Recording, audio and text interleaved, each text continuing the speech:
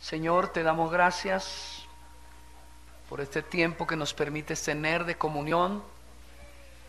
Encomendamos a ti esta nueva serie de sermones. Ayúdanos, ayuda primeramente al predicador, quien es quizá el más limitado y el, como dice Pablo, el primero de los pecadores. Y ayúdanos, Señor, también a todos los miembros de la comunidad, a todos los que asisten hoy, a que su entendimiento sea alumbrado y comprendamos tu buena, agradable y perfecta voluntad. Guíanos, Señor, porque lo que vamos a oír es tu palabra, no es palabra de hombre, es tu bendita voz hablando a nuestro corazón, en el nombre de Jesús. Amén y amén. Bien, hermanos, vamos a iniciar una nueva serie de sermones. Siempre hay dificultades cuando se trata de iniciar una etapa nueva, porque es tanto lo que tenemos que enseñar del consejo de Dios que a veces nos quedamos cortos, o mejor nos sobran temas. Pero quizá el tema que es el fruto de una serie de entrevistas que hemos venido haciendo con todos los hermanos, particularmente con la membresía, es un tema medular de la comunión, es un tema medular de la iglesia y es algo por lo que Cristo rogó antes de morir. Nuestro tema va a ser a partir de ahora la unidad cristiana. A veces no entendemos lo que significa esto, a veces olvidamos el sentido de pertenencia que Dios nos llama a tener como miembros de la comunidad de Cristo. A veces perdemos la perspectiva y tenemos que decir que en un mundo contemporáneo, a veces la iglesia cristiana, incluso la que se llama bíblica, se presenta tan dividida, tan fraccionada, que como lo vamos a ver a lo largo de la enseñanza hoy, aún el mensaje de salvación se ve truncado, nublado y en muchos casos blasfemado. Así que hoy empezamos unidad cristiana. El primer sermón lo he titulado Para que el mundo crea, y está basado en Juan capítulo 17, verso 21. Yo quisiera que lo leyéramos todos en esta hora. Juan capítulo 17, verso 21. Ahora, leamos. Para que todos sean uno como tú, oh Padre, en mí y yo en ti, y que también ellos sean uno en nosotros, para que el mundo crea que tú me enviaste. Voy a volverlo a leer. Quisiera que reflexionáramos. Es uno de los versículos del capítulo que leyó el pastor Cristian previo. Para que todos sean uno, como tú, oh Padre, en mí y yo en ti, que también ellos sean uno en nosotros, para que el mundo crea que tú me enviaste. He tomado la libertad de elegir, a manera de introducción, un comentario del pastor Brooks McDowell, con quien tuve la oportunidad de compartir en Medellín en diciembre pasado, y muy probablemente en futuros días voy a estar con él en la ciudad de Santa Marta tocando algunos temas con respecto a la posibilidad de ayudar a otros pastores para que conozcan la teología apropiadamente bíblica. Bruce McDowell dice: la unidad entre todas las personas del mundo es algo que muchas personas desean. Ellos ven el mundo dividido en muchas fracciones y campos sobre política, economía, religión, raza y etnicidad, como un deseo continuo por más poder. Cuando la ilusión de que el mundo estaba progresando y convirtiéndose en mejor fue quebrada por la Primera Guerra Mundial y la Liga de las Naciones fue creada, pero al poco tiempo el mundo fue dividido por el terrible conflicto de la Segunda Guerra Mundial. La estresada Liga de las Naciones se convirtió en las Naciones Unidas. Sin embargo, este organismo internacional no fue capaz de convertirse en mediador de paz y unidad en el mundo. También las alianzas regionales, étnicas, religiosas, políticas, también tales como la Organización por la Unidad Africana, la Organización de los Estados Americanos y la Liga Árabe, ellas también tienen divisiones profundas y son altamente inefectivas. Otra organización que ya ha procurado traer al mundo la unidad a través de los deportes es las Olimpiadas. Mientras que hay muchos aspectos admirables en las Olimpiadas, cada 4 años la política alza su cabeza horrible para causar división, boicoteo, tragedias y acusaciones entre personas por encima de los derechos humanos. Temprano en la historia humana, la gente habló un lenguaje común y trabajaban juntos para construir una torre hasta el cielo para venerar un Dios falso, y usaron las estrellas del zodiaco para determinar su futuro en lugar de confiar en Dios. Pero durante el juicio, Dios confundió su lenguaje y los esparció por el mundo. Cuando las personas de Babel, dice Bruce, llamó una a otra diciendo: vamos, hagamos ladrillo, cosámoslo y hagámonos un nombre. Ellos estaban llamando para la unidad por un propósito común, pero aparte de Dios. El hombre está siempre en busca de la comunidad y de la unidad. La construcción de la ciudad de Babilonia y su torre fueron un intento para ello. Las naciones ahora se organizan como las Naciones Unidas, OTAN, OPEC, en un intento de alcanzar un objetivo común. Más de 40 años atrás una canción sonó al amanecer de la edad de Acuario, pero ha venido la frase de la canción que dice: armonía, entendimiento y simpatía abundante, confianza, parece peor que nunca. Nosotros frecuentemente escuchamos lo que la comunidad internacional está diciendo acerca de algún tema en particular, por ejemplo, el calentamiento global, pero siempre hay un grupo disidente.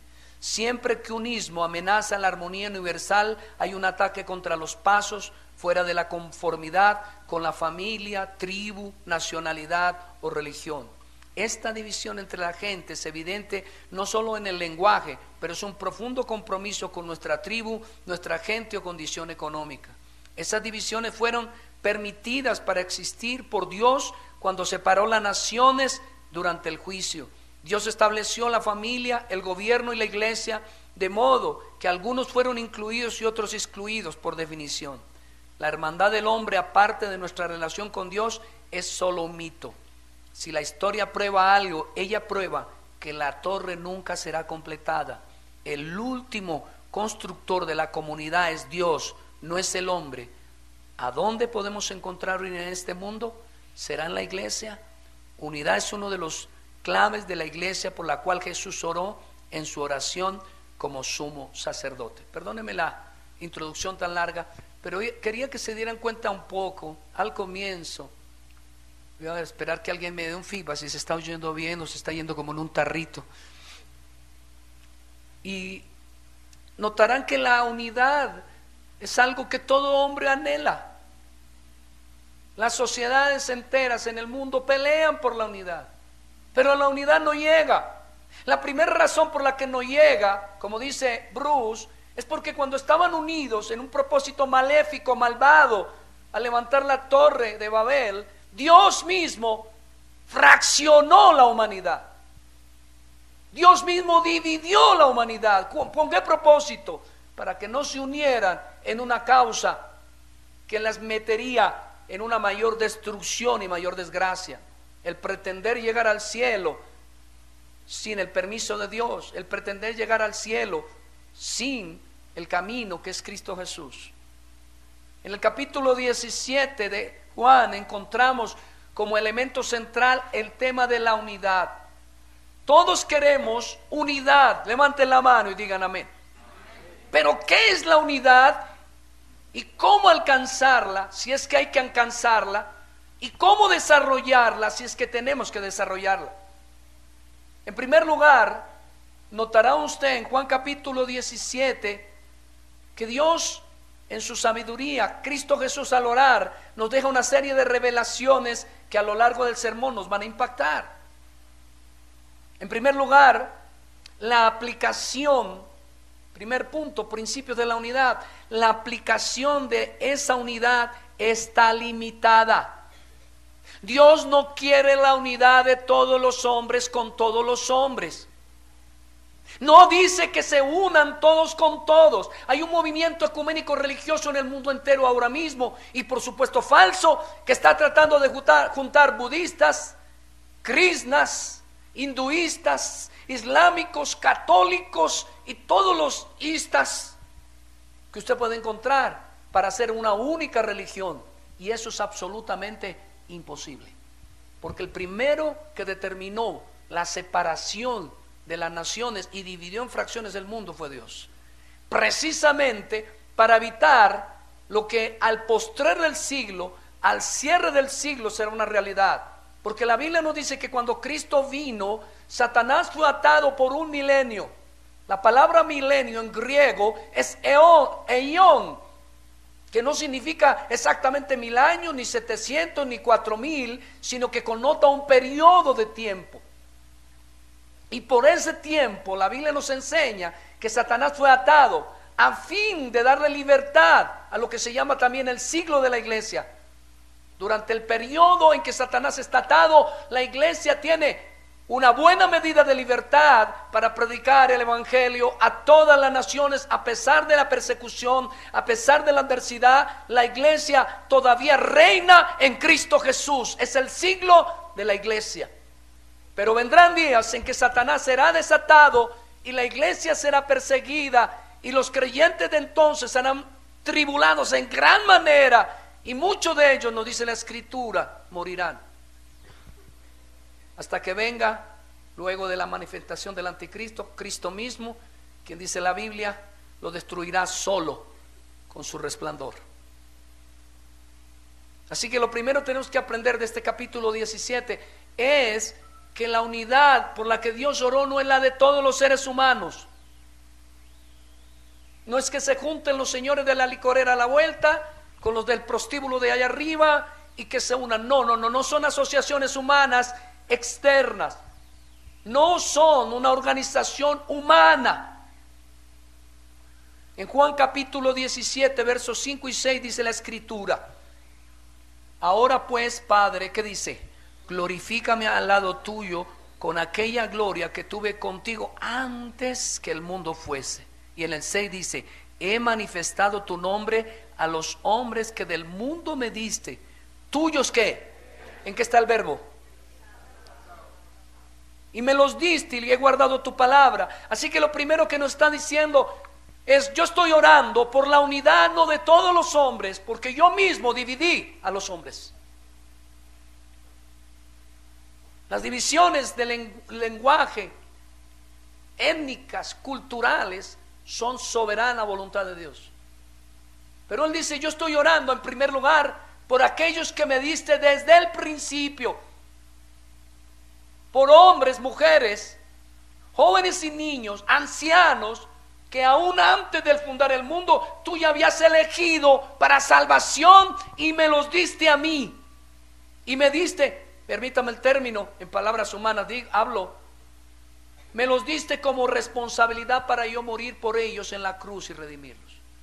Así que note que lo primero que vemos de la unidad es que nunca, escúcheme, nunca habrá unidad entre piadosos e impíos. En Génesis capítulo 3 dirá la escritura, después de que cayó Adán y Eva, el Señor le dice: pondré enemistad entre ti y tu simiente y la simiente de la serpiente. Así que usted va a notar que jamás usted podrá tener unidad con alguien que no estaba entre el plan salvífico de Dios. Nunca. Eso suena difícil, suena casi que agresivo, sectario, segregacionista, pero como escribí en una editorial mía, en una de las revistas, la comunidad cristiana es una comunidad exclusiva. No está hablando de unidad entre todos los seres humanos. Por ahí hay movimientos cristianos, pseudocristianos políticos que dicen que con su partido político lograrán la unidad de las naciones y que cuando esté unido todo el mundo, entonces vendrá Cristo. Pero eso no es lo que está diciendo la Escritura. Así que no solamente son a personas, Dios está orando por la unidad de personas que le fueron dadas antes de la fundación del mundo, sino está orando por personas separadas del mundo. Mire lo que dice Juan capítulo 17 del 9 al 16. Nótelo usted. Yo ruego por ¿quiénes? ¿Por todos los hombres? ¿Yo ruego por todo el mundo? Yo ruego por cada ser humano. No es así. Lo que dice la escritura acá es: yo ruego por ellos, no ruego por el mundo. Dios no está orando, ni oró, ni sigue orando, porque Él sigue siendo un sacerdote de la orden de Melquisedec, eterno y para siempre. Él no está orando porque el mundo se una en amor fraterno.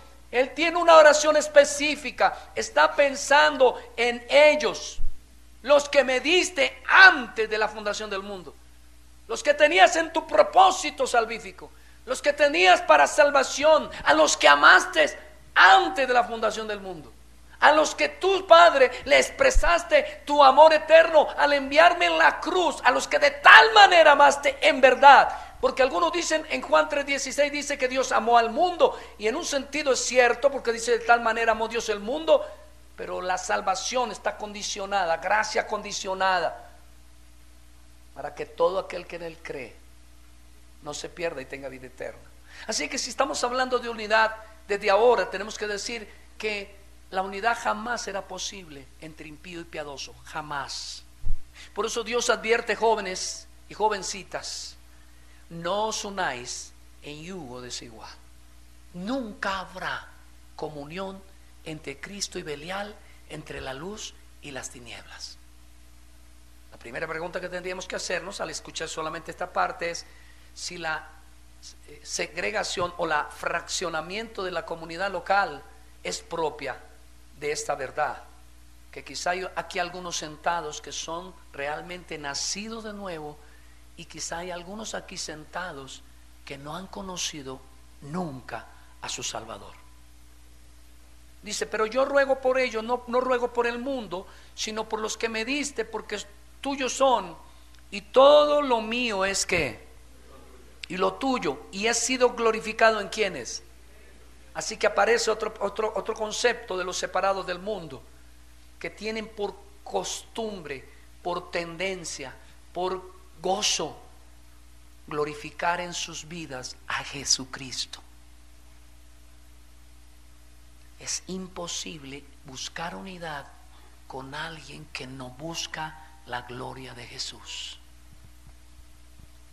Sigue: y ya no estoy en el mundo, mas estos están en el mundo, y yo voy a ti, Padre Santo, a los que me has dado. ¿Qué dice luego? Guárdalos en tu nombre, para que sean como. ¿Vio? ¿A quiénes? A esos, a los dados antes del principio, a los separados del mundo. Cuando estaba con ellos en el mundo, dice Jesús: yo los guardaba en tu nombre. A los que me diste yo los guardé, y ninguno de ellos se perdió, sino el hijo de perdición, para que la escritura se cumpliese. Pero ahora voy a ti y hablo esto en el mundo, para que tengan mi gozo cumplido en sí mismos. Yo les he dado tu palabra, y el mundo ¿qué? Otra señal. Nunca tendremos unidad, no solamente con los que no han sido elegidos antes de la fundación del mundo, que no sabemos cuáles son, porque a veces no reciben el evangelio. Puede ser que más adelante lo reciban, pero sí nos dice que sí tendremos unidad con los que ha escogido antes de la fundación del mundo, con los que han sido apartados del mundo, con los que, dice la escritura, el mundo aborrece. Aquí cabe otra pregunta: ¿lo aborrece a usted el mundo? ¿O lo aplaude y lo ama? Porque el mundo ama lo suyo, pero el mundo aborrece a los hijos de Dios. Ahora, ¿qué dice luego? Porque no son del mundo, como tampoco yo soy del mundo. Está diciendo: la unidad por la que yo oro son de personas que han entendido, porque han nacido de nuevo, porque fueron elegidas antes de la fundación del mundo, que han creído en el evangelio y que tienen al mundo por enemistad. Dice en un pasaje paralelo: hijitos, no améis ¿a quién? Al mundo, porque no se puede amar a dos señores. O amáis al mundo o amáis a Dios. Pero el que ama al mundo, ¿qué está haciendo con Dios? Aborrece al Señor. Así que la comunión con personas que aman el mundo es absolutamente imposible. Y luego ¿qué nos dice? No ruego que los quites del mundo, sino que los guarde ¿de qué? No son del mundo, como tampoco yo soy del mundo. Hay una insistencia en esta porción que he leído en el Señor de aclarar ¿por qué unidad están hablando? A veces nosotros queremos, hermano, pero si somos cristianos, ¿por qué no nos llevamos bien? 100% y participamos de las fiestas y de las reuniones de otras personas. A veces he oído en mis consejerías cónyuges que discuten por esto. ¿Qué tiene de malo que vaya donde mi compadre, donde mi comadre y que nos llevemos bien? ¿Acaso no les debemos testificar del amor de Dios? Y cosas como esas. Miren lo que dice luego en el verso 7 y 8. Ahora han conocido que todas las cosas me has dado y que proceden de ti, porque las palabras que me diste les he dado. ¿Y ellos qué hicieron? No se escucha. ¿Y qué hicieron? ¿Y qué más han hecho? Y han conocido verdaderamente que salí de ti. ¿Y qué más han hecho? Y han creído que tú me enviaste. Así que Dios está diciendo: yo oro por la unidad de unos que escogiste desde la fundación del mundo, me los entregaste, los separas del mundo, esa es una de sus características, y aborrecen el mundo, me aman a mí, han conocido, han recibido el evangelio y mi palabra y han creído. Ahora entiende usted por qué a veces no se lleva tan bien con esa tía que antiguamente era, como se dice en el colombiano coloquial contemporáneo, la parcera. Era su parcera, era su llave, su pana, su candado, su amigo del alma. Se cantaba la canción de Roberto Carlos uno al otro en medio de su ebriedad. Pero ahora no se lleva bien con él, porque jamás podrá haber unidad, a no ser que Cristo haga un milagro y transforme a esa persona de un corazón nuevo y lo constituya parte esencial de esa unidad. Y eso nos va trayendo a colación que la unidad que queremos alcanzar en la comunidad debe ser el fruto de esta realidad espiritual. No puede ser de otra manera. Cuando estaba leyendo a Bruce, quizá leí una porción muy larga, pero Bruce habla de la OTAN, habla de las Naciones Unidas y habla de muchas asociaciones mundiales que a su momento han prometido unir en paz a los hombres. ¿Y sabe cuándo realmente ocurrirá eso? Esa falacia, esa unidad superficial y mentirosa, hipócrita, en el tiempo que precede a la manifestación del anticristo. Se unirán y será una unidad superficial que pronto, cuando el anticristo se quite la máscara, será desboronada porque no habrá tal unidad. Así que lo que está diciendo es: ustedes no empiecen a pensar que van a lograr la unidad de la noche a la mañana con todo el mundo, sino que en primer lugar la unidad debe empezar ni siquiera por su casa. ¿Cómo así, pastor? Sí, porque muchos en su casa conviven con incrédulos. Levanten la mano los que tienen alguna experiencia de esta, que ve el tío, el primo, la abuelita, la dueña de la casa, conviven con ellos. Y Jesús dijo: yo no he venido a traer paz, sino ¿qué? Espada. Y los enemigos vuestros serán los de tu propia casa. Ni siquiera con ellos hay armonía, puede haber respeto en la diferencia, pero yo puedo decirle que será absolutamente imposible. Como cuando uno encuentra un matrimonio en graves crisis, la primera cosa es: ¿ambos son cristianos? No, yo sí, pero ella no. Así que ya tiene un problema gravísimo, insoluble. Pero no pueden convivir. Sí, en 1 Corintios 7 dice que si el incrédulo consiente que la creyente o que el cónyuge creyente viva su vida cristiana, no se separe. Pero regularmente, ¿en qué termina este tipo de relaciones? No porque yo lo predique, no porque yo quiera, porque la Biblia nos dice que hemos de propender por mantener el matrimonio hasta que la muerte los separe. Pero la fe tiene el poder de separar. Lo peor que le puede ocurrir a una pareja es tener dos dioses diferentes. Estaba dando una consejería en estos días sobre el matrimonio. Y el matrimonio hay que empezarlo a comprender en el contexto de la divinidad. El matrimonio de Dios, que revela, y lo primero que revela el matrimonio de Dios es unidad. Ya no son dos. Les toca cantar la vieja canción de uno que fue impío y ahora parece que es cristiano, que cantaba: ahora son dos que me parecen uno. Así que, hermanos, si vamos a hablar de unidad, tenemos que empezar por decir: ¿estoy yo en esa unidad? ¿Soy de los que Fui llamado elegido antes de la fundación del mundo. ¿Y cómo lo sé? Porque respondí al Evangelio con fe y arrepentimiento. Soy de los que aborrece el mundo. Soy de los que me guardo del mal, que oro para que el Señor me guarde del mal. Soy de los que ha conocido, recibido y creído el Evangelio y a Cristo como Salvador. Ahora, ¿dónde se origina la unidad? Mire lo que dice el versículo 11 del capítulo 17. Y ya no estoy ¿dónde? Mas estos están ¿dónde? Y yo voy para ti, Padre Santo. A los que me has dado, guárdalos en tu nombre para que sean uno, así como ¿quiénes? Note que no dice, Señor, yo oro para que se vuelvan uno, ni para que se unifique. ¿Por qué no ora eso? Usted no se ha preguntado por qué en la Biblia, cuando uno abre el primer versículo, dice lo siguiente: y Dios hizo los cielos y la tierra. ¿Ha oído eso? Ahí no dice, bueno, les vamos a explicar, es que hubo un Dios que creó no dice eso, sino que da por descontado la existencia de Dios. Asimismo Jesús aquí da por descontada la unidad. La unidad, entonces, no ora a Jesús para producir o lograr esa unidad. El Señor está diciendo en este capítulo que esa unidad, si han nacido de nuevo, si aborrecen el mundo, si han conocido, han creído y le han recibido, ya existe. Uno de los engaños contemporáneos, bueno, yo creo que en todas las épocas, pero especialmente en los años, en el siglo actual, es que muchas iglesias cristianas creen que la unidad es hacer denominaciones, asociaciones de iglesias locales, asociaciones de pastores, y dicen, hermanos, a luchar por la justicia, porque ahora sí estamos unidos. Pero la unidad que es en Cristo no se busca, a ella no se entra, en ella se nace. ¿Sabe usted que había un club aquí en Bogotá? Yo fui caddy de los más pobretones de mi época. Llevé palos de golf en el Country Club de Bogotá. Sé que por historia el Country Club de Bogotá albergaba a la sangre azul de nuestra patria. De nuestra patria boba, diría alguien que no ha cambiado, sigue siendo reboba.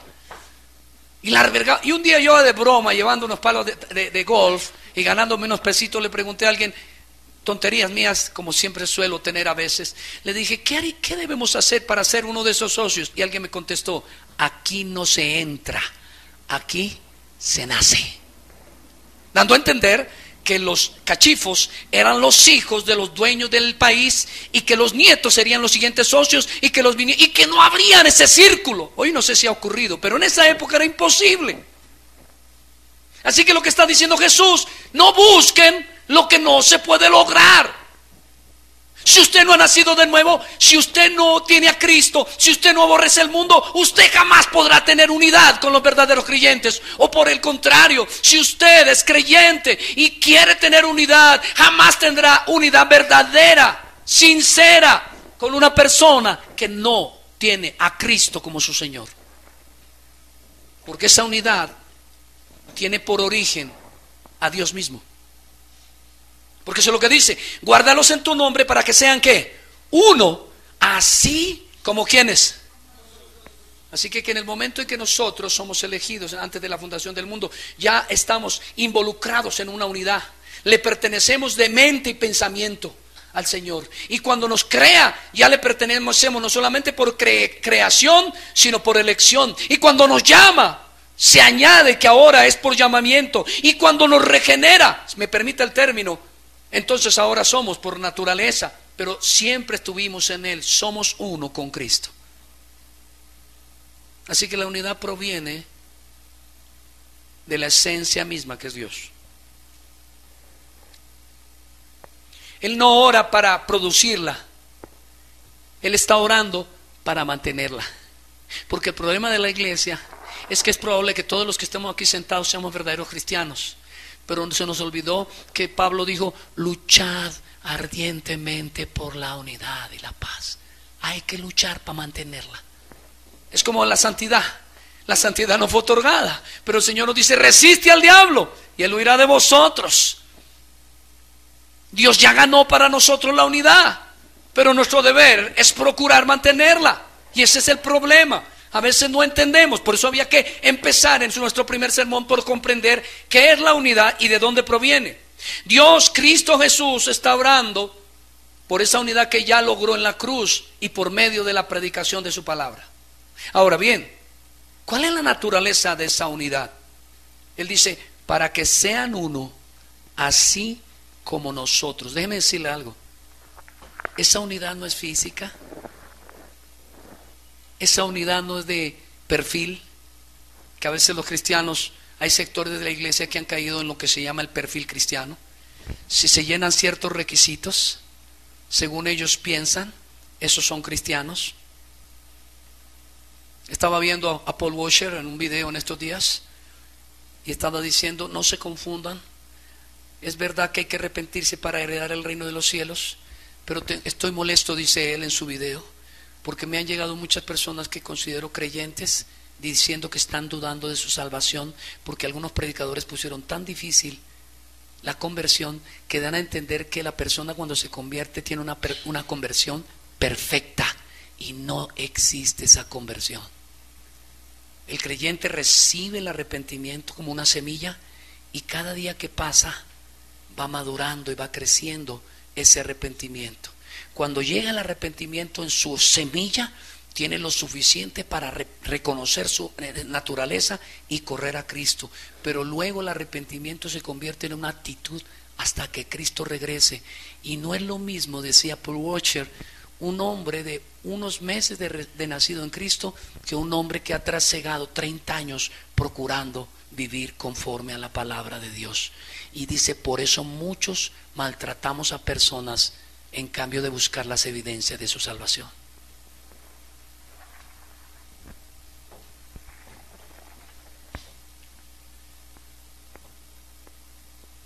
Noten que la unidad es comparada con la unidad que tienen el Padre, el Hijo y el Espíritu Santo. Ahora yo voy a hacer preguntas naturales. Estaban en la eternidad antes de crear los cielos y la tierra y antes de crear los hombres, y el Espíritu Santo le dijo, hijo, y contestó Cristo, dime, ¿te gustaría andar unido conmigo? Y le dijo, pues me parece bueno. Y el Padre se acercó y dijo, así los quería ver, yo voto por eso. E hicieron una asociación, crearon unos reglamentos y a partir de ahí son uno. ¿Eso es verdad? No. Así que la unidad entre nosotros no proviene de normas externas. La unidad entre nosotros. Ahora, usted va a empezar a ser ministrado cuando comience a comprender por qué hay personas con las que usted casi nunca había tratado, pero cuando tocaron el tema del Señor, empezó usted a ver una gracia en esa persona y a decir, ¿por qué tengo tanta empatía? ¿Cómo es que Jacqueline? ¿Cómo es que Daniel? ¿Cómo es que Albeiro? ¿Cómo es que Mercedes? Estoy poniendo nombres al garete, como suelo hacerlo. ¿Cómo es que Víctor Hugo, de la noche a la mañana, ama a unos extraños?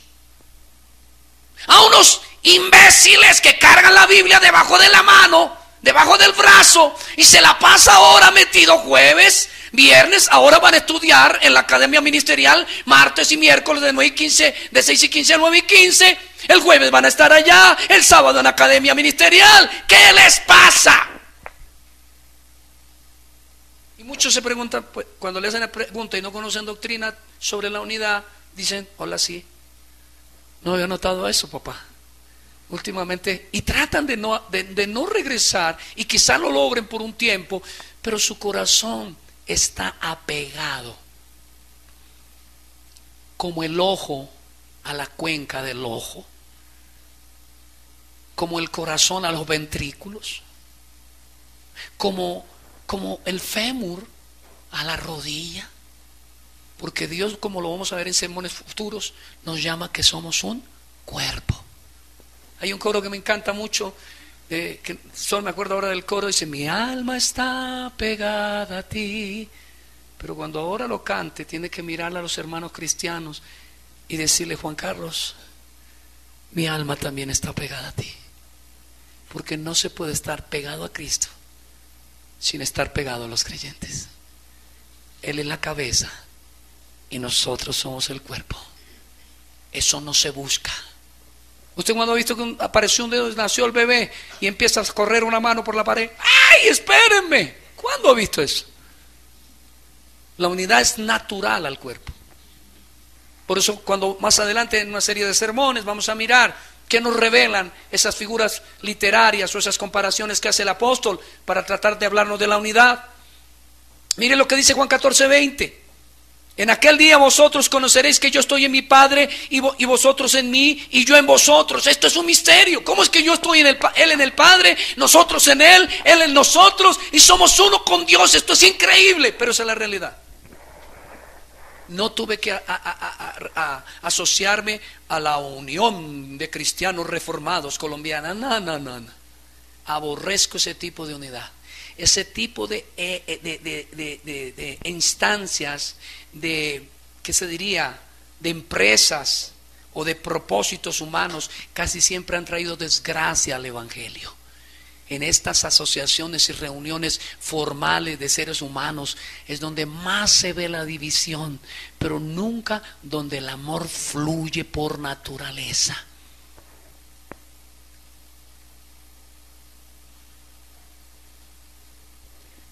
Juan 14:21 dice: el que tiene mis mandamientos y los guarda, ese es el que me ama. Y el que me ama será amado por mi Padre, y yo le amaré. ¿Y qué dice? Y me manifestaré a él. Y luego dice en Juan 14:23, respondió Jesús y le dijo: el que me ama, mi palabra guardará, y mi Padre le amará, y vendremos a él. ¿Y qué dice luego? ¿Quieres oír algo? En una ocasión en la revista, recién comenzamos hace unos 8 o 9 años, ya no recuerdo cuándo comenzamos la revista, la teníamos en formato tabloide, la sacamos en un papel más costoso, en fin.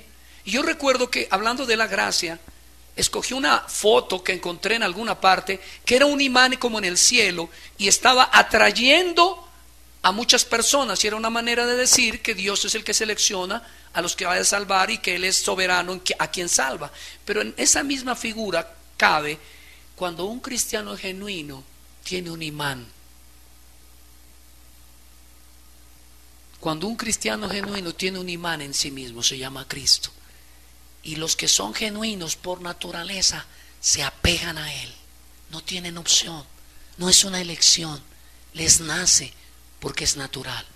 Como debiera ser natural, salvo por el pecado. Pero lo natural es que cuando nace el bebé, la madre está apegada entrañablemente al hijo, y el hijo a la madre. Así es la unidad que nace de un verdadero cristianismo. No hay que inventarla. Evidencia de la gracia, segundo punto. Mire lo que dice en 2 de Pedro 1, 3 y 4. Como todas las cosas que pertenecen ¿a qué?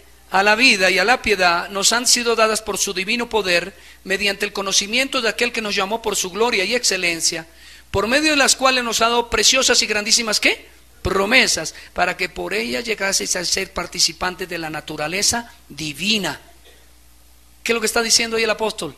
Que todo escogido es participante de una naturaleza nueva. ¿Cuál es? La divina. Habiendo huido de la corrupción que hay en el mundo, ¿a causa de qué? ¿De qué está hablando? Mi esposa estaba leyendo cierto libro de Piper y me referencia este tema, evidencias de la gracia. Note una cosa, casi siempre cuando miramos a una persona, lo primero lamentablemente que le vemos por nuestra ignorancia y nuestro pecado son los defectos. Voy a decirle algo, más de uno de ustedes, por no decir muchos, no saludan a otros, o no se acercan a otros, o no se abrazan con otros, porque lo primero que miran que es los pecados. Ah, que aquella es chismosa. No, esa señora es chismosa. No, en cambio aquella, no, oye, ese como mirón. Todavía veo que mira a las chicas. Y vemos solo las evidencias del pecado. Pero la propuesta de Piper es buscando en las personas las evidencias de la gracia. Llega una señora mal hablada y lleva 3 años en la iglesia y es mal hablada. Esa vieja no es cristiana, porque mire la cultura de Pepita Mendieta. Pero ella ignora que esa señora o ese señor vivía en la calle del Cartucho. Era ladrón, asesino, sicario, lo que usted quiera. Convivió muchos años metiendo pegante, tocó los fondos. Mientras que esta otra persona que también es salva, se crió en un ambiente más bien sano, pero juntos eran ¿qué? Pecadores. Y nunca podremos ver las evidencias de la gracia de Dios en el otro hasta que no busquemos intimidar con el otro. O no, intimar, corrijo. Hasta que no busquemos ser amigos. Por eso dice la Biblia, el que quiere ser amigo ha de mostrarse amigo. Por eso Pablo en un pasaje paralelo dice que en la iglesia ya no hay ni bárbaro, ni griego, ni hombre, ni mujer. Ya no hay culto, inculto, ya no hay rico ni pobre, sino que todos hemos sido comprados por la misma sangre. Y está procurando, como usted verá, Pablo es uno de los que más escribe en la unidad, y está procurando que busquemos en nosotros las evidencias de la gracia. A veces entra uno y dice, ¿nunca les pasó en alguna iglesia? Quizá en esta, no lo sé, que ven a uno que asiste a la iglesia y lo pillan por allá en algún lugar con un chicote. Y usted inmediatamente ¿qué dice? Impío. Es un impío. ¡Qué vergüenza! Esa es la teología que enseña el Señor ese allá, junto con sus nuevos pastores que han nombrado. No, no es eso. Pero usted nunca se pregunta, señora, ven acá, quiero conocerla, o señor, cuando usted empezó en la vida cristiana, ¿cómo era? Y empieza a notar que Dios le transformó cosas terribles que ya no las practica. Pero como nadie alcanza la perfección de la noche a la mañana, todavía está en ese proceso en la iglesia, va a encontrar personas que todavía están como bebés, parece que hubieran acabado de nacer, no saben diferenciar lo bueno de lo malo. Lo que dice en Hebreos capítulo 5 el autor de Hebreos, que en mi opinión es Pablo, dice que he querido comunicaros cosas más profundas, pero no puedo porque todavía sois niños, no sabéis diferenciar lo bueno de lo malo. Pero hay otros que por la gracia y por el tiempo y por el ejercicio, las pruebas y mil cosas más, disciernen mucho mejor lo bueno de lo malo, y entonces se nota más el rostro de Jesús en ellos. Pero no necesariamente quiere decir que el uno está perdido y el otro es salvo. Por eso la invitación cuando buscamos la unidad no es a buscar las evidencias del pecado, porque esas son fáciles de encontrar. Por cuanto todos pecamos y estamos destituidos de la gloria de Dios. Y Pablo dice que todavía tenemos un remanente de pecado. Sino para hallar la verdadera unidad tenemos que buscar en nosotros las evidencias de la gracia de Dios. A ver, hermana, yo veo que usted es muy brava. Aquí no hay, yo estoy hablando de casos, aclaro aquí en este video, que no están en mi iglesia. Aquí no pasa eso, solamente para ilustrarlos. ¿Sí? Esa hermana es muy brava y aquella es como medio tacaña. Voy a hablar con ella, hermano, y no se da la oportunidad de conocerla. Y de pronto dicen, no, es que a mí no me gusta gastar cuando vamos a tomar café, a mí no. Pero cuando se trata de diezmar y ofrendar, yo lo doy todo para la obra de Dios. Y entonces uno dice, ¡guau! ¿Y por qué hace eso, hermana? Porque aprendí, no gastéis el dinero en lo que nos hace. Y queda uno ahora abrumado. Y dice, antes tengo que aprenderle a esta persona que parecía tacaña. Me estoy haciendo entender. No estoy diciendo, no estoy generando absolutos. Estoy dándoles a entender que la unidad ya está. Pero lo que tenemos que procurar es buscar en los hermanos las evidencias de la gracia de Dios, no tanto los defectos, porque ¿sabe qué es lo que más nos divide? Ay, el dedo así, siempre, mire, tiene, ¿cómo se llama esto? Chivera, ese Javier tiene chivera. Y en mi época, en la iglesia donde yo crecí, la chivera era del diablo y el que llegaba con chivera lo sacaban de la iglesia. No es eso lo que a veces sucede.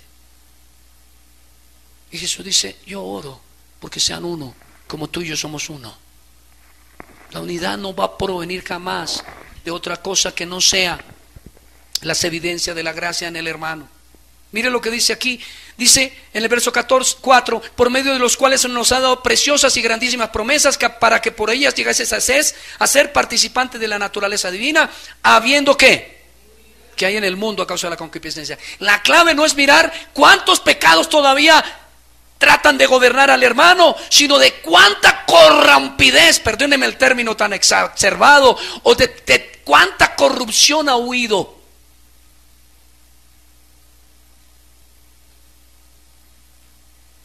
De cuánto mal se ha alejado. Porque eso es lo que dice aquí, que huyen de la corrupción. Está hablando del misterio de la unidad mística, no meramente externa en este pasaje Pedro. Unidad de esencia. Esta es la unidad que debe perseguir la iglesia, o mejor, que debe mantener la iglesia.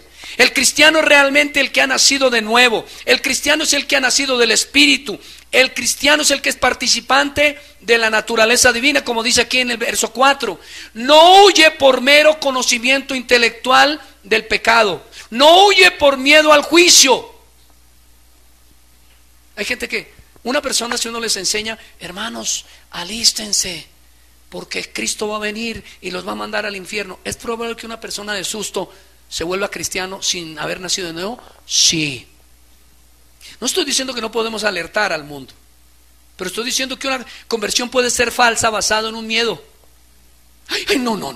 Es más, hay gente que no es cristiana bíblica porque tiene miedo de dejar su religión. Miedos religiosos. Pero esto es por qué huyen de la corrupción, por naturaleza. Déjeme explicárselo. Si un pez pudiera, no puede, pero pudiera elegir entre meterse en un charco y meterse en un desierto, ¿a dónde iría? ¿Y a qué le huiría? ¿A qué le huiría? ¿Por qué? Ahí lo dice, por naturaleza. Así que el verdadero cristiano no huye del pecado porque me voy para el infierno. No que no lo tenga en cuenta, no que no tenga temor de Dios, pero huye porque hay algo dentro de él que le dice: esto me fastidia, no me sacia, esto me maltrata, pero sobre todo me impide tener la comunión que amo tener con mi Señor. Ahora van entendiendo por qué a veces la unidad no llega. Porque hay personas que quizá no han entendido esto y corren al mundo, mantienen su vida en la corrupción y critican a los cristianos más comprometidos y no entienden que deben huir también del mundo, que deben huir de la corrupción. Mire lo que dice la palabra de Dios en 2 Corintios 6, 14 al 18. No os unáis ¿en qué? ¿Con quiénes? Imposible la unidad, lo que está diciendo Dios. No se pongan de pie. No es mi deseo, pero estoy seguro, y ustedes lo saben, que aquí hay matrimonios en yugo desigual y sufren mucho. El hombre es incrédulo o la mujer es incrédula, y como la Biblia no dice que los abandone, porque dice: si tu esposo es incrédulo, no lo abandones. Si él te permite, si él consiente, si él te respeta tu fe, mantente con él, no te separes. Y esa mujer o ese hombre se mantienen ahí por amor ¿a quién? A Cristo, y solo a Cristo, porque por ellos quizá ellos hubieran salido corriendo. Pero ¿qué es lo que dice la palabra de Dios? Entienda, mientras él o ella no se convierta, jamás tendrán una verdadera unidad. Por eso la primera pregunta cuando uno hace consejería matrimonial es: ¿usted es cristiano? Y le pregunta a ella: ¿usted es cristiana? Y confirma primero si comprende el Evangelio, si ha venido al arrepentimiento, si ha nacido de nuevo, porque solo puede haber concordia entre cristiano y cristiano. Porque eso es lo que dice la Escritura. No os unáis en yugo desigual con los incrédulos, porque ¿qué compañerismo tiene la justicia con qué? Pastor, es que yo he intentado, le prometo, yo me he ido y tratado de ir a esas reuniones de mi empresa, pero yo no sé por qué me siento tan mal.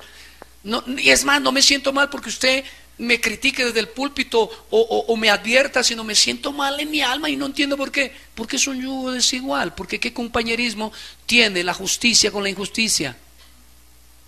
¿Por qué me siento mal cuando el otro día la comisión de un compañero de trabajo, estoy inventando una escena, la repartí con otro hombre que dijo que se la había tumbado y me dio la mitad para que yo me quedara callado? ¿Por qué me siento mal? ¿Y por qué el otro no? ¿Por qué se sienten cómodos robando y yo no? Porque ¿qué comunión, qué unidad puede tener la justicia con la injusticia? Ninguna. ¿Y qué dice luego? ¿Y qué comunión la luz con qué? Así que, hermano, la unidad proviene de luz con luz. La luz y las tinieblas jamás. Cuando la luz llega, ¿qué le pasa a las tinieblas? Se van. ¿Ya entendió? Cuando la luz llega, el marido dice: hermanos, llegó la luz, y los incrédulos se van. ¿Y quién es la luz? La mujer, que es cristiana. Cuando la luz llega, El incrédulo se quiere ir. Hay gente, estoy seguro que si son verdaderos cristianos lo evade. Cuando usted lo reciban en todas partes, lo aplaudan, lo abracen, lo besen, lo cochicheen y todas esas cosas, preocúpese. Porque cuando uno es verdadero cristiano, en muchos lugares llega y no lo quieren ni recibir. Ah, no, llegó el cristiano ese con sus principios, con su santurronería, con su religiosidad. Me estorba ese tipo, no me lo traigan, ni para qué lo invitan. O le dicen, hermano, nos vamos de rumba, de francachela, habrá comilona, invitemos a Pedrito. No, no, ¿para qué lo invitan? El hombre nos va a salir con una aleluyada. Nos va a decir, hermano, no, gracias, yo me congrego, este jueves tengo culto, allá en Reedificando, unas veces a pie y otras caminando, pero yo llego porque yo quiero adorar al Señor. La comunión tiene que ser entre verdaderos cristianos. Por eso usted tiene que orar cuando está dividido con alguien, porque o el otro es impío, o usted es impío, o los dos no han entendido. Y todo me salió en verso. Pero algo tiene que estar pasando. Hay algo que solucionar. En la Biblia dice que si un hermano peca contra ti, no te quedes callado, no te llenes de amargura. Porque la cura resulta más cara que la enfermedad, dice el salsero. Sino que la Biblia dice, cuando tu hermano peca contra ti, ve a tu hermano y habla con él y dile. ¿Con qué propósito? Con restaurar la unidad, que si bien es cierto, es indisoluble, si se puede maltratar en el camino y dar la impresión que estamos divididos. Esa es parte de la tarea de un cristiano, y eso es lo que dice la Escritura. Si tu hermano peca contra ti, ve ¿Y qué le dijo a un hombre que llegó a traer la ofrenda? Le dijo, deja la ofrenda, no te la lleves, déjala ahí, pero ve y ponte y reconcíliate con el otro. Reconcíliate con tu hermano. ¿Por qué? Porque Dios se complace en la unidad real, y la unidad, cuando es interna, se refleja en lo externo. Alguien le dijo a mi esposo una vez, siendo creyentes juntos, esta pareja, una mujer le dijo, pues yo, ¿cómo está? Le dijo mi esposa, dijo, yo estoy bien con la iglesia, pero muy mal con mi marido. Y entonces ella le contestó, ¿cómo puede estar usted bien con la iglesia y mal con su esposo? Eso es como decir, yo estoy bien con la iglesia, pero estoy mal con Dios. Si él es creyente y usted creyente, usted debe propugnar, pelear por mantener esa unidad que ya ganó Cristo en la cruz. Y luego dice la Escritura, ¿y qué acuerdo hay entre el templo de Dios y los ídolos? Porque vosotros sois el templo de Dios viviente, como dijo, habitaré, andaré entre ellos, seré su Dios, ellos serán mi pueblo, por lo cual salid de en medio de ellos y apartados, dice el Señor, y no toquéis lo inmundo, y yo os recibiré, y seré para vosotros por padre, y vosotros me seréis hijos e hijas, dice el Señor Todopoderoso. ¿Qué está diciendo? Que hay relaciones que ya no debemos insistir en mantener unidad. Llevamos años que con el compadre, y es que el bautizó al chino, y yo ya no creo en eso, pero para que le tengo un cariño porque me le regaló un vestido, mira, ahí lo tengo colgado el vestido. Es más, lo tengo guardado para el bautismo en la iglesia, y todas esas tonterías. Jamás habrá unidad. Espositos que son cristianos, ¿sabe cuándo contienden? Cuando uno de los dos, si no los dos, se aleja de la palabra y se aleja de la comunión del Espíritu. Cuando dos, un marido y un esposo y esposa se mantienen en intimidad con Dios, la relación entre los dos es mucho más armónica, amorosa, tierna y reverente. Cuando uno de los dos, si no los dos, se separa de esa comunión, la unidad empieza a parecer que se resquebraja. Si bien nunca se resquebrajará porque es eterna, sin embargo, damos la impresión y blasfemamos el nombre del Señor.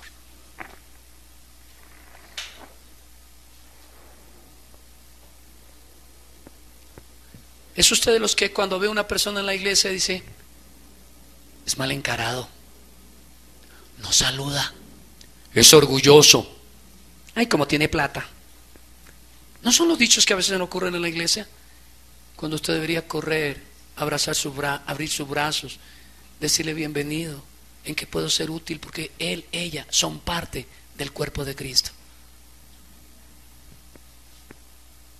Esta es una unidad a la que no se llega, dije, sino que se nace en ella. Es una unidad que nace como en una relación familiar. Por ejemplo, Juanita no eligió nacer entre los Sendales. Claro, si hubiera podido, tal vez no hubiera nacido entre nosotros. Pero ella no eligió. Así que aunque ella a veces está brava con Ana y le dice, ¡ay, yo no soy su hermana! ¿Nunca le ha pasado? Están bravas, yo no soy su hermana. ¿Eso es real? No, no es real. Está enojada. Pero cuando vienen los momentos difíciles, mi mamá decía, la sangre tira. Que se metieron con Ana Paulín, ¿cuántos son? Por naturaleza. Por naturaleza. ¿Qué es lo que dice el Señor de los hijos? Dice que los hijos son como flechas en la aljaba y que son baluartes para cuando venga el día de la batalla. El papá es cansón, molestón, lo que quiera, pero métanse con el papá a ver con cuántos es. Por naturaleza. Ahora estoy hablando de la naturaleza espiritual. Nacimos en Cristo todos los que verdaderamente tenemos la fe, así que somos hermanos, nos debemos unos a otros. Mire, ¿usted quiere saber cuándo la iglesia ha sido más unida en la historia? Cuando la persiguen y los matan. Cuando la iglesia la persiguen y la matan, se conoce quién es hermano y quién no lo es. Los que no son hermanos dicen, la verdad, si ve esa puertica que está allá, yo los vi ahí por librar su propia vida. Pero los que son verdaderos hermanos dicen, no sé, te fusilamos si no nos dice dónde están los demás. Fusíleme. Pero no le voy a decir. ¿Por qué? Porque está unido con ellos en el amor de Cristo. La unidad externa es fácil de romper porque es condicional. Vamos a un ejemplo. El papá no es muy buen papá o la mamá no es buena mamá, pero es la mamá. Así que aunque vengan momentos críticos, siempre los hijos propenderán por abrazar a su madre, abrazar a su padre. Pero el que no es hijo o no es hija, le da lo mismo, le da igual. No es. Pablo dice en un pasaje paralelo, se fueron de nosotros porque no eran de nosotros. No, alguien sale, pues sí, qué lástima. Jesús dejó ir al joven rico, ¿lo recuerdan? Pero nos estaba diciendo, él no es del reino, él no pertenece. Jamás podrás tener unidad con él. Tercero, el hijo de perdición. Juan 17:12. Ya voy entrando en el cierre. Cuando estaban con ellos en el mundo, dice Jesús, yo les guardaba en tu nombre, a los que me diste yo los guardé, y ninguno de ellos se perdió sino el hijo de ¿qué? Para que la escritura se cumpliese. Y eso nos enseña otro principio. Y esto no nos va a gustar, a mí no me gusta decirlo, porque puedo ofender a alguien, o alguien puede dudar de su salvación. Pero Jesús está hablando ¿de quién? ¿De quién está hablando? De Judas. Y voy a decirle algo sin ofender a nadie, porque no creo que, yo espero que no exista aquí eso, pero eso no es improbable, es probable que sea. Siempre habrá entre los creyentes al menos un hijo de perdición. No se miren, no se nota en la cara. Siempre.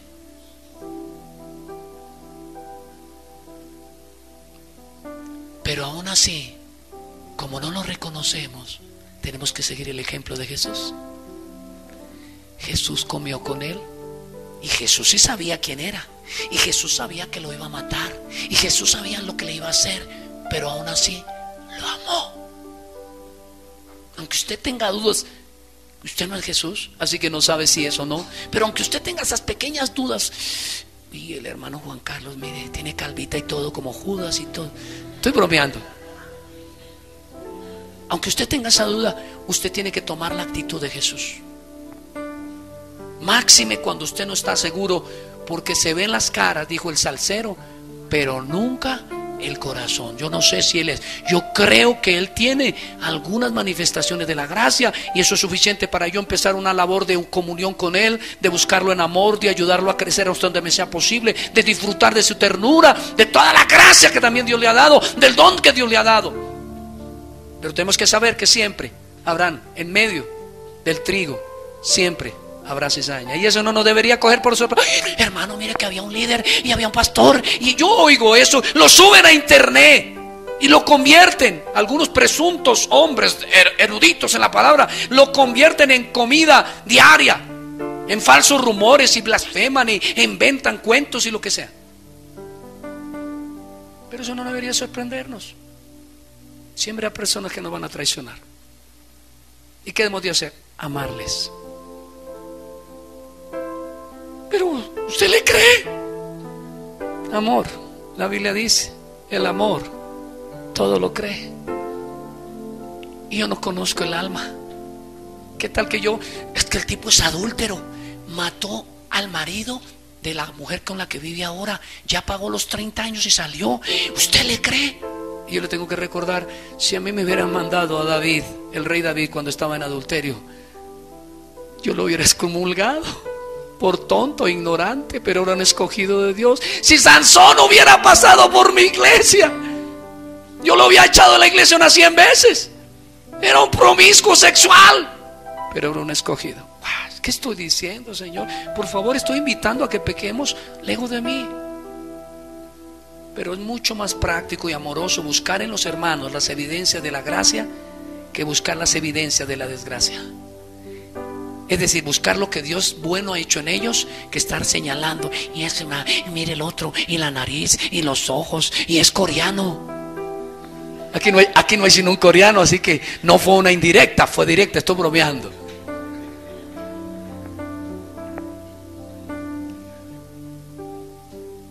Pero no quiero pasar por alto el hablar de usted, porque cuando hablamos de hijo de perdición también tiene que ver con usted. Usted puede ofrecer la apariencia de pertenecer, pero no tiene vida nueva. Usted puede ser afable e intentar esa unidad, pero si no hay nuevo nacimiento. Usted debe entender que esa unidad es producida esencialmente por el Espíritu Santo mediante la obra de regeneración que se revela profundamente en nosotros, como lo veremos en la próxima predicación. Y voy a terminar el último punto: la unidad y la evangelización. Noten lo que dice para terminar. Juan 17, 21 al 23. Para que todos sean ¿qué? Como tú, oh Padre, en mí y yo en ti. Que también ellos sean ¿qué?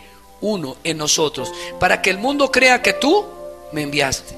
La gloria que me diste yo les he dado para que sean ¿qué? Así como nosotros somos ¿qué? Uno.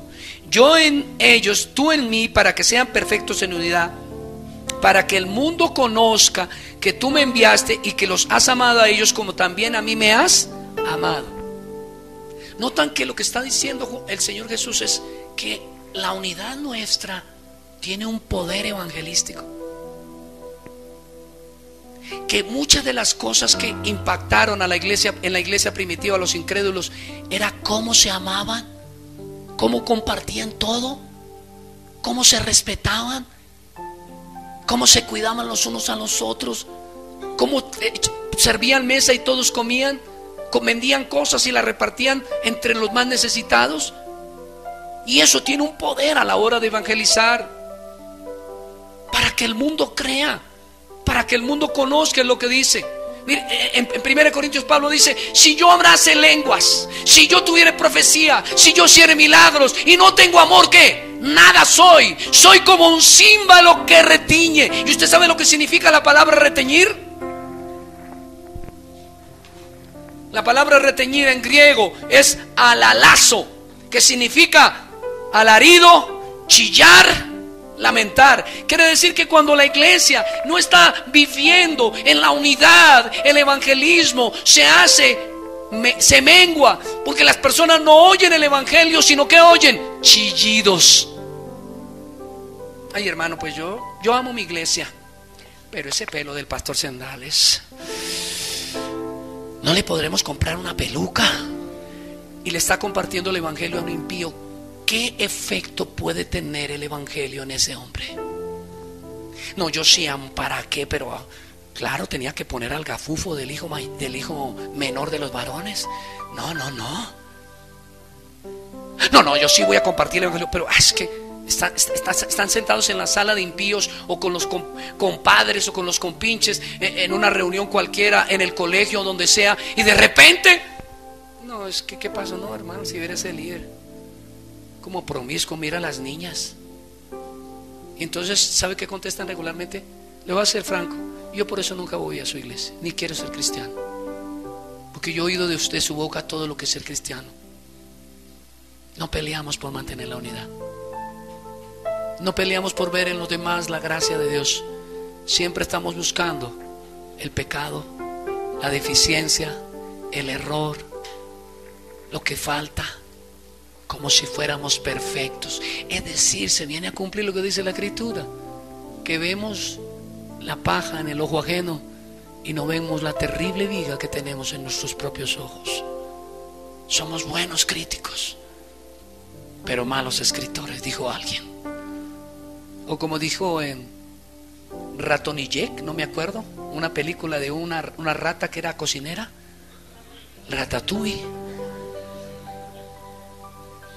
Yo no sé si la vieron, me pareció muy linda. Y el crítico de comida, o sea, no sé cómo le llaman, el que escribía críticas de los restaurantes y tal, dice: criticar es fácil, pero qué difícil es producir cosas excelentes. Si invirtiéramos el orden y miráramos al que llega, aunque pareciera impío, con ternura, como el leproso que quizá sea sanado por Jesús, la iglesia crecería, hermanos, y se ensancharía, porque el evangelio ante todo tiene como base el amor. De tal manera amó Dios el mundo, que ha enviado a su Hijo unigénito, para que todo aquel que en él cree no se pierda, mas tenga vida eterna. Voy a terminar diciendo algo. Los cristianos estamos unidos, pero no estamos unidos alrededor de la felicidad mundana, ni de la prosperidad económica, ni de los éxitos temporales. Los verdaderos cristianos estamos unidos alrededor de la cruz. Y cuando nos alejamos de la cruz, la unidad comienza a deteriorarse. Pero cuando nos acercamos a la cruz, vemos al otro con mayor amor y compasión, y recordamos del hueco profundo en que Cristo nos sacó a nosotros, y lo miramos con gozo y hacemos cuenta de lo que ha vivido. Vemos a la hermana que lleva 1 año, a la que lleva 5. Recordamos cuando llegó que ni leía la Biblia, y empezamos a ver las bendiciones de Dios en cada hermano, y empezamos a amarlos más grandemente, porque ese es el propósito de Dios, que nos amemos unos a otros como Cristo nos amó en la cruz.